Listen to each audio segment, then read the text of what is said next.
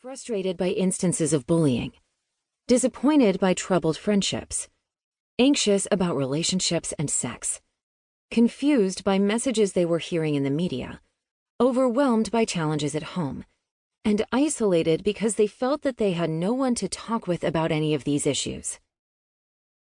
These kids were surrounded by adults telling them that academics was the key to their success, but they didn't know how to manage all the conflicting feelings they had that were getting in the way of their learning. I realized in that moment that it is not the kids who are failing us. We are the ones failing them. At the end of my talk, I packed up my supplies and turned to find a line of kids waiting for me.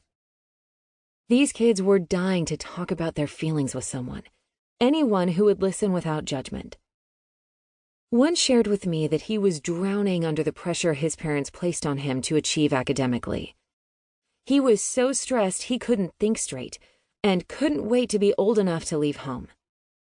Another asked how to survive the bullying she was experiencing at school. She felt safe at home, but didn't know what she could do to survive each day until she could get home again. Another student told the opposite story. She felt safe at school, but not at home, and didn't know how or whom to ask for help. As it turns out, the feelings these kids shared weren't unique to them. Later that year, my colleagues at the Yale Center for Emotional Intelligence surveyed 22,000 high school students from around the United States. When asked how they were feeling, students around the country shared many different feelings. 75% of the feelings they named were categorized as unpleasant feelings, with tired, stressed, and bored coming up the most often. When asked how they wanted to feel, students shared that they wanted to feel energized, excited, and happy. Other studies are revealing similar patterns in our youth. In a statewide survey of 8th and 11th graders conducted in 2017 with 28,139 students, the Oregon Health Authority found that significant numbers of youth in each grade, 18.7% and 22.4% respectively, reported that they had emotional or mental health care needs that were not met over the last year. 25% of 8th graders and 33.8% of 11th graders rated their emotional and mental health as fair or poor. Helping middle schoolers and high schoolers feel happy isn't exactly what this book is about.